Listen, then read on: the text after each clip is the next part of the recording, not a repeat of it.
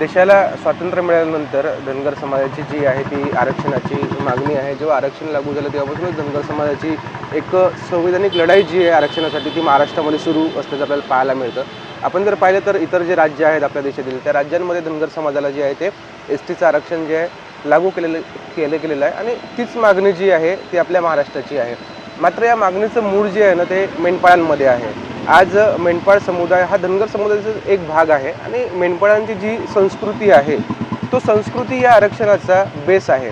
आणि आज आपण जर पाहायला गेलं तर राज्यात मराठा समाजानंतर धनगर समाजात एवढी ताकद आहे की या राज्याचं तख्तपलट होऊ शकतं. मधातल्या काळात भरपूरशी आंदोलनं झाली. साधारणतः 1990 पासून हा जो लढा होता, संघर्ष होता तो सुरू झालेला होता. विकी कोकरेंनी तो संघर्ष जो आहे तो सुरू केलेला होता. त्यानंतर समाजाला काही मिळालं नाही. पुन्हा एकदा मूळ मुद्द्यावर येऊयात. जो मेंढपाळांचा मुद्दा आहे, जवळपास 8 ते 9 मागण्यांसाठी अमरावतीमध्ये जे अमरावती जिल्हाधिकारी कार्यालयावर अर्जुन महानर यांनी जे आहे ते डॉक्टर अर्जुन महानर यांनी बेमुदत अन्नत्याग आंदोलन सुरू केलेलं आहे आणि आपण त्यांशी याच विषयावर संवाद साधूयात. तर आता नेमक्या तुमच्या मागण्या काय आहेत? आमच्या मेन मागण्या आहे, मूळ आम्ही मेंढपाळ आहोत. आमचं काय झालं आहे, हे आरक्षणाचे लढे होत गेले. त्या आरक्षणाच्या नावाखाली आमची मूळ मागणी दुरावल्या गेली. मूळ जी मागणी आहे आमची ती दुरावल्या गेली. मेन म्हणजे आमचा जो व्यवसाय आहे, पारंपरिक व्यवसाय हा मेंढ्यांचा आहे. या मेंढ्यांपासूनच जे आमचे काही नेते होते त्या आरक्षणाची लढत गेले. त्यामध्ये कुठेही मेंढपाळांचा मुद्दा मांडला गेला नाही आणि कुठेही त्यांची चर्चा केली गेली नाही. त्यामुळे आमच्या मेंढपाळांचे जे प्रश्न आहेत ते प्रलंबित राहिले आहेत. म्हणून आम्ही 8-9 मागण्या घेऊन या अन्नत्यागाची सुरुवात केलेली आहे. बेमुदत अन्नत्याग आहे. जोपर्यंत आमच्या मागण्या या पूर्ण होणारच नाही तोपर्यंत आम्ही हे आंदोलन थांबणार नाही. आता आमचे सगळ्यात महत्त्वाची जी मागणी आहे ती वन चराई क्षेत्राबाबतीत आहे. म्हणजे काय नेमक्या मागण्या आहेत, ते काय काय आहेत थोडंसं सविस्तर सांगा. वाचून सांगितलं तरी जर सर्वांपर्यंत पोहोचलं पाहिजे. आमची पहिली मागणी आहे वन क्षेत्राबाबतीत. ज्या वेळेस आमचे पंजोबा आजा हे जंगलात राहत होते तेव्हापासून आम्ही मेंढरं त्या जंगलामध्ये चारत आहोत. पण आता असे शासकीय नियम झाले आहे की तिथं कुठल्याही म्हणजे चाऱ्याची परवानगी नाही. कुठला अधिकारी आले की तिथं लगेच 2 मेंढरं पकडले की 70,000 रुपये दंड टाकतो. लगेच गुन्हे दाखल होतात. आम्ही झाडं तोडत नाही तरी आमच्यावर झाडाचे खोटे गुन्हे दाखवतात की बा तुम्ही झाडं तोडतात, हे करतात ते करतात. म्हणून आम्हाला ते जंगलाच्या बाहेर काढल्या जातं. आणि हे काही अधिकारी आता पैशाच्या नावाखाली कुठेही दबाव आणतात. त्याच आम्हाला मोडून काढायचा आहे. त्यासाठी आमचा संघर्ष चालू आहे. आणखी दुसरी मागणी आहे आमची की वन विभागामार्फत खोटे गुन्हे दाखल झालेले आहेत बरेचसे आमच्या मेंढपाळामध्ये. ते पण गुन्हे आम्हाला मागं घ्यायचे आहेत. त्यासाठी पण दुसरी मागणी आहे. आणि तिसरी मागणी आहे आम्ही शासनाला पण म्हणत आहे की मेंढ्याची चराईची सोय, पाण्याची सोय बंदिस्त जर करत असेल, बंदिस्त म्हणजे जे महसूलची जमीन म्हणतो, 200 मेंढरांना कमीत कमी 40-50 एकर जमीन लागते, तशी जर देत असेल तशी पण चालते आम्हाला. अशी आमची तिसरी मागणी आहे. आणि चौथी मागणी आहे पशुसंवर्धन मार्फत लसीकरण, औषध हे वाटप झालं पाहिजे. तिकून सगळा निधी मिळतो, पशुसंवर्धनाला येतो, आमचाही निधी येतो, आमच्या वाट्याचा निधी येतो, तो पण आमच्यापर्यंत पोहोचत नाही. अशा बऱ्याचशा योजना आहेत. मेंढपाळांसाठी ठराविक निधी ठेवला जातो आणि तो खालच्या अधिकाऱ्यांपर्यंत येतो, पण तो निधी कुठं जातो हेच माहिती नाही. आमच्या मेंढपाळांचा कुठेही खर्च होत नाही. त्यासाठी आमची चौथी मागणी आहे. आणि 5वी मागणी आहे आमची समाजासाठी स्वतंत्र कल्याणकारी योजना ह्या आतापर्यंत राबवल्या गेलेल्या नाही. त्यासाठी आमची 5वी मागणी आहे. आणि 6वी मागणी आहे आमची भटक्यांना पारंपरिक संरक्षण. म्हणजे आता बरेचसे आमच्या मेंढपाळं गावोगावी लोकांच्या शेतात बसतात, वावरात बसतात आणि ते वावरावाले आम्हाला पैसे देतात आणि तिथं कुठं मोठे हल्ले होतात मेंढपाळांवरती. त्यासाठी आम्ही संरक्षण मागतो आहे. ही 5वी मागणी आहे आमची. आणि 7वी मागणी आहे मेंढपाळांना स्वतंत्र आरक्षण. खास गरज आहे आमच्या मेंढपाळांना आरक्षणाची. आता बरेचसे म्हणतात की धनगर आरक्षण. तर आरक्षणमध्ये धनगरमध्ये आम्ही मेंढपाळ आहोत, आम्ही भटकी आहोत, ते गावठी आहेत. तर त्यांनी पूर्ण आमच्या मेंढपाळांचा फायदा घेतला. कुठेही आंदोलन केलं, आरक्षणाचा सगळ्यात जास्त आमचा समाज दिसतो, मेंढपाळ दिसतो. आणि मेंढ्या घेऊन आरक्षणासाठी रस्त्यावर उतरतो. आमचा त्याला विरोध नाही आहे, पण मूळ मागणी आमची दूर होत चालली आहे. त्या आरक्षणापासून मूळ मागणी आमची दूर होत चालली आहे. ज्याच्या भरोशावर आतापर्यंत आम्ही समोर आहे त्याच्यापासून आम्ही दूर होत चाललो या आरक्षणाच्या मुद्द्याखाली. त्यासाठी आमची हे जे मेंढपाळाची मागणी आहे ती आम्ही उठून ठेवलेली आहे. आणि 9वी मागणी आहे ज्या आमच्या मेंढ्या मृत्युमुखी पावतात, बरसातभर पावसाळाभर जे मृत्युमुखी पावतात की कोणता रोग आला किंवा पाणी आलं, वीज आली, कोणत्या पाण्यानं वाहून गेल्या, त्यासाठी 1 रुपयाही शासन आम्हाला देत नाही. कमीत कमी नाही म्हटलं 200 जर मेंढ्या असले एखाद्या व्यक्तीकडं, त्याच्या कमीत कमी वर्षाची 40 मेंढ्या मरतो होतात बिमारीने, त्याला 1 रुपयाही शासन देत नाही. त्यासाठी आमची नवी मागणी.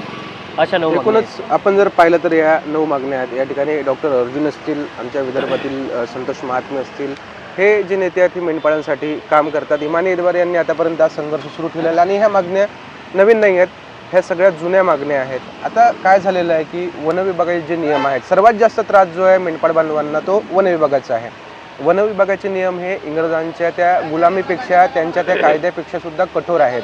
आणि आपण जर पाहिलं ना तर या जंगलावर, इथल्या वनांवर पहिला हक्क जो आहे हा आदिवासी समाजाचा आहे. आता मेंढपाळांची जी मागणी आहे ती सुद्धा तीच आहे, किंवा धनगर समाजाची जी मागणी आहे ती आदिवासीचं आरक्षण आम्हाला मिळालं पाहिजे, एसटीचं हीच मागणी आहे. याचा अर्थ हा समाजसुद्धा आधीपासून जंगलात राहतो. आता यामध्ये भरपूरसे प्रकार आहेत. आता काही मेंढपाळ बांधव जे आहेत ते बंदिस्त शेळीपालन करतात, काही भटकंती करतात, तर असे वेगवेगळे प्रकार आहेत. आणि तुम्ही रस्त्यानं अनेकदा पाहता की अनेक शेतांमध्ये मेंढ्या बसलेल्या असतात, त्या चरायला असतात. म्हणजे साधारणतः उन्हाळ्याच्या काळात हे सगळे आपापली गावं सोडतात आणि ज्या खाली जागा असतात त्या ठिकाणी ते मेंढ्या चराईसाठी सोडून देतात. आणि याचा फायदा काय होतो की तिथल्या त्या शेतकऱ्याला फायदा होतो. त्या ज्या लेंड्या असतात, आपण साध्या भाषेत सांगूया, त्या लेंड्या त्या शेतात पडल्यामुळे ते खत तयार होतं आणि थोडंसं जे उत्पन्न आहे ते यांनासुद्धा मिळतं मेंढपाळ बांधवांना. आता वन क्षेत्रामध्ये पारंपरिक पद्धतीने मेंढ्या शेळ्या चारण्यासाठी येणाऱ्या मेंढपाळांना विनाकारण अडवू नये व त्यांच्यावर कोणतीही अन्यायकारक कारवाई करू नये. एक मला वाटतं 1990 पर्यंत 1989 पर्यंत जे वन विभाग होता तर तो वनचराई पासेस द्यायचा. मात्र त्यानंतर त्या वनचराई पासेस बंद झाल्या. काही ठिकाणी हे नियम शिथिल आहेत, काही ठिकाणी शिथिल केलेले आहेत. आता अधिकारी पाहून हा सगळा विषय असतो. मात्र या मेंढपाळांवर जे आहेत ते गुन्हे दाखल कसे केले जातात मी हे सुद्धा सांगतो. एखादं जे झाड असतं त्या झाडाची बरोबर वाढ होत नाही. आता वन विभागाला एक टार्गेट दिलेलं असतं की तुम्ही एवढे झाडं लावा, एवढे जगवा वगैरे वगैरे. आता एखादं जर झाड जगलं नाही किंवा ते जर झाड मोडक्या अवस्थेत वगैरे आढळलं, तुटलेलं आढळलं, एखाद्या माणसाने जरी तोडलेलं आढळलं तरी सरळ आजूबाजूचा एखादा मेंढपाळ पकडायचा, त्या मेंढ्यांवर किंवा त्याच्यावर तो गुन्हा जो आहे त्या मेंढ्यांवर आरोप करायचा आणि त्या मेंढपाळावर तो गुन्हा दाखल करायचा. असे सर्रास प्रकार जे आहेत ते वन विभागाकडून सुरू असतात. आज मेंढपाळ बांधव जेव्हा जंगलात जातात तेव्हा त्यांच्याकडनं पैसे वसूल केले जातात. आता मेंढपाळ बांधव जे असतात ना ते भटकंती करतात. भटकंतीच्या वेळी थोडंसं वर्षभर जेवढं काही ते जमवतात दुधाच्या भरोश्यावर ते जवळ पैसे खिशात असतात त्यांच्या. ही बाब त्या वन अधिकाऱ्यांना माहिती असते आणि हे वन अधिकारी त्यांच्यावर तो अन्याय करतात, त्यांना सांगतात, खोट्या गुन्ह्यांच्या त्यांना धमक्या देतात आणि त्यांच्याकडनं ते पैसे वसूल केले जातात. एकूणच आज महाराष्ट्रात ह्या ज्या समस्या आहेत ह्या मोठ्या प्रमाणावर वाढलेल्या आहेत. सरकारकडे वारंवार इथल्या नेत्यांनी, इथल्या मेंढपाळांनी मागणी केली, आंदोलनं केली, मात्र सरकार याची गेल्या अनेक वर्षांपासून दखल घेत नाही आहे. ही चिंताजनक बाब आहे. हे सुद्धा माणसाच आहेत, आपल्यासारखेच आहेत आणि माणसातच राहतात, त्यामुळे सरकारनं दखल घ्यायला काही हरकत नाही आहे. आणि हे जे नियम आहेत हा हक्क आहे त्यांचा. आज शेळीपालन जर बंद पडलं, ते मेंढीपालन जर बंद पडलं तर सरकारचं यात सर्वात मोठं नुकसान होणार आहे. आपण जे म्हणतो की नाही, एखाद्या वेळी जर शेतकरी आंदोलनावर गेला, शेतकरी उपोषणावर जर बसला, शेतकऱ्यांनी जर पिकवलंच नाही तर लोकांचं काय होईल. मात्र आणखी एक विचार करा, हे मेंढपाळ जर एखाद्या वेळी आंदोलनावर गेले तर काय होईल. निश्चित याचे गंभीर परिणाम पडतील. मी पुन्हा एकदा डॉक्टर अर्जुन यांच्याकडे येतो. आज यात माझी एक वेगळी मागणी मी ॲड करतो जी सर्वांपर्यंत पोहोचली पाहिजे.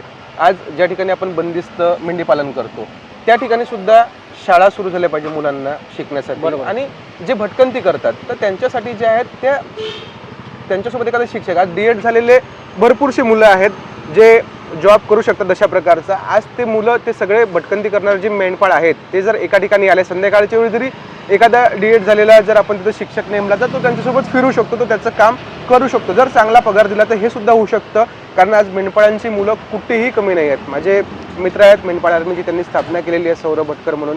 ते आज स्कॉलरशिप घेऊन विदेशात शिक्षण घेतात, तिकडे ते अभ्यासासाठी गेलेले आहेत. 30मधनं त्यांची नियुक्ती झालेली आहे. मेंढपाळांच्या मुलांमध्ये भरपूर टॅलेंट आहे कारण त्यांनी परिस्थिती सोसलेली असते.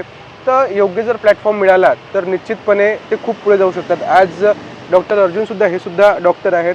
काय नेमकी घरची आधीची परिस्थिती होती? आधीची परिस्थिती आमची अशी होती की शाळेमध्ये शिकण्यासाठी पैसेसुद्धा नव्हते. पण आमच्या घरी म्हणजे सुद्धा घर पण नव्हतं. जे आता सध्या घरं आहेत ते घर पण नव्हतं. आम्ही असं हॉस्टेलने राहू कुठं रूम करू असे आतापर्यंत शिकत आलो आणि इथपर्यंत आलेलो आहे. खूप बिकट परिस्थिती राहायची. कुठं फॉर्म भरायला पैसे राहायचे नाही. कुठं कॉलेजची फी भरायला पैसे राहायचे नाही. तसं करता करता आम्ही कामाला जाऊन असं शिक्षण आम्ही केलेलं आहे. त्याच संघर्षातून आम्ही आजपर्यंत इथपर्यंत आलेलो आहे.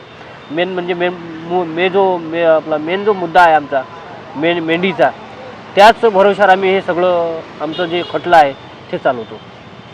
आता हे जे यात आणखी एक नववा मुद्दा खूप महत्त्वाचा, आता साथीचे रोग, वीजबाधा, नैसर्गिक आपत्ती, वन्य प्राण्यांचे हल्ले किंवा इतर कारणामुळे जर मेंढ्यांचा मृत्यू झाला तर तात्काळ पंचनामा करून संबंधित मेंढपाळांना योग्य आर्थिक नुकसान भरपाई देण्यात यावी. तसेच प्रतिबंधात्मक उपाययोजना त्वरित राबवाव्यात. आता सरकारनं शेळीमेंढी विकास महामंडळाची स्थापना केली. शेळीमेंढी विकास महामंडळ नेमकं कोण चालवते, त्याचं काम काय आहे, त्याचा पैसा कुठं चालला, त्यासाठी दरवर्षी करोडो रुपयाची तरतूद केली जाते, पण ते नेमकं काम काय करतात हेच कळत नाही. साधारणतः मलाही वाटते की मी 2018च्या दरम्यान उपोषण केलं होतं धनगर समाजाच्या आरक्षणासाठी. तेव्हा मी मुख्यमंत्र्यांची भेट घेतलेली होती आणि त्यामध्ये एक मुद्दा इन्क्लूड केलेला होता की किमान ही भरपाई तरी त्यांना द्या आणि वेळेवर भेटली पाहिजे. यासाठी एखादी वेगळी यंत्रणा कार्यान्वित करा, पण वेगळी यंत्रणा कार्यान्वित करण्याची काहीच गरज नव्हती. जर आपण विचार केला तर आपल्याकडे यंत्रणा आहे, शेळीमेंढी विकास महामंडळ आहे. त्या विकास महामंडळाअंतर्गत आपण या सगळ्या योजना राबवू शकतो. एकूणच हा एक गंभीर विषय आहे. शासनानं या विषयाकडे तातडीनं लक्ष दिलं पाहिजे. आज उपोषणाचा जरी पहिला दिवस असला हा, तरी मला असं वाटतं की अशा ह्या एकदम शासनासाठी एका पत्रावर या समस्या सुटू शकतात. आणि एक गंभीर बाब मला इथं मांडायची आहे. जेव्हा आता काय असतं की मेंढपाळ जेव्हा भटकंती करतो तेव्हा त्यांच्यासोबत महिलासुद्धा असतात. आता प्रत्येकजण वेगवेगळ्या मार्गाने त्याचं काम करतो, प्रत्येकजण वेगवेगळ्या ठिकाणी त्या मेंढ्या चरायला नेतो. राज्यात मागील काही काळात अनेक घटना घडलेल्या आहेत, म्हणजे मागच्या वर्षात, आता ह्या 1-2 वर्षात हा प्रकार थोडासा कमी झालेला आहे. अनेक वन अधिकाऱ्यांनी त्यांना कायद्याचा धाक दाखवून, गुन्ह्याचा धाक दाखवून त्यांच्यावर सुद्धा अत्याचार केलेले आहेत. कुठेतरी ही गंभीर बाब आहे. शासनाने या मागण्यांकडे लक्ष दिलं पाहिजे आणि मुळात एखाद्या पत्रावर हे काम झालं पाहिजे. इथपर्यंत उपोषणाची वेळच या मेंढपाळांवर येऊ दिली नाही पाहिजे, कारण आज प्रत्येकाचा परिवार आहे, प्रत्येकाचं घर आहे आणि रोजंदारी जर म्हटलं ना काही नाही 500-600 रुपये रोजंदारी असेल. आपल्याला खूप वाटतं की हे मेंढ्या विकल्या जातात, हे ते, यातून भरपूर पैसे मिळतात, चांगला धंदा आहे, पण असा काहीच भाग नाही आहे. मी सांगतो, एक वेळ जेव्हा साथीचे रोग येते ना तेव्हा तो माणूस पूर्ण संपून जाते. आमच्या म्हणजे मी सुद्धा धनगर आहे. माझ्या आजोबांच्या घरी जवळपास 40-50 बकऱ्या होत्या, मेंढ्या होत्या, शेळी होत्या, पण एक वेळ एक रोग आला आणि सगळं संपून गेलं. म्हणजे जिथं दुधाचे लोट वाहायचे तिथं शेती करावी लागली, शेतीत जाऊन त्यांना काम करावं लागलं होतं, म्हणजे आईच्या वडिलांना. तर एकूण हे असे गंभीर प्रश्न आहेत. माझी सुद्धा सरकारकडे विनंती आहे की शासनाने या सर्व गोष्टींकडे लक्ष देणं खूप गरजेचं आहे. आणि मी पुन्हा डॉक्टर अर्जुन यांच्याकडे येतो. काय सांगाल की आता जर ह्या मागण्यांकडे शासनानं लक्ष दिलं नाही तर पुढची भूमिका काय असणार आहे? पुढची भूमिका अशी असणार आहे, जिथं जिथं शासकीय कार्यालय आहेत, तहसील कार्यालय असो, कलेक्टर ऑफिस असो की कुठलंही शासकीय असो, तिथं सर्व ठिकाणी जिथं जिथं मेंढपाळ असेल तिथं मेंढ्यासह ते कार्यालय भरवले जाईल. 2-3 दिवस आम्ही सरकारचं शासनाची वाट पाहू, शांततेत करू. 4थ्या दिवशी आम्ही कोणत्या पद्धतीने करू हे आम्ही शासनालाही सांगणार नाही. आम्ही आमच्या पद्धतीनं तीव्र आंदोलन करू. निश्चितपणे माझी सर्वांना विनंती आहे, हे जे उपोषण सुरू आहे, ह्या 9 मागण्या आहेत, हे पत्रसुद्धा मी कमेंटमध्ये टाकणार आहे. ज्यांना पाहिजे असेल त्यांनी डॉक्टर अर्जुन यांना फोन करायचा. मी त्यांचा नंबर पण देतो. त्यांचा नंबर आहे 8411879742. काही ठिकाणी जर कमेंट नाही करता आली तर तुम्ही त्यांच्याकडनं पत्र घ्या. या पत्राच्या अनुषंगाने तुम्ही त्यांना आपल्या जवळच्या कार्यालयात जाऊन एक पाठिंब्याचं पत्र दिलं पाहिजे. आणि जर उपोषण जास्त काळ चालत असेल तर महाराष्ट्रातून संघर्ष करायला किंवा आपल्याला उठाव करायला काही वेळ लागणार नाही. आपण यापूर्वीसुद्धा एक बीडमध्ये उठाव केलेला आहे. त्याच उठावाच्या पार्श्वभूमीवर सर्वांनी मिळून या उपोषणाला पाठिंबा दिला पाहिजे असं माझं मत आहे. कारण ही समस्या एकट्याची नाही आहे यांची, ते आपल्या सर्वांसाठी उपोषणाला बसलेले आहेत, तुमच्या सर्वांसाठी उपोषणाला बसले आहेत. तर एक विनंती आहे की सर्वांनी त्यांना पाठिंबा द्या, इतकीच विनंती. धन्यवाद.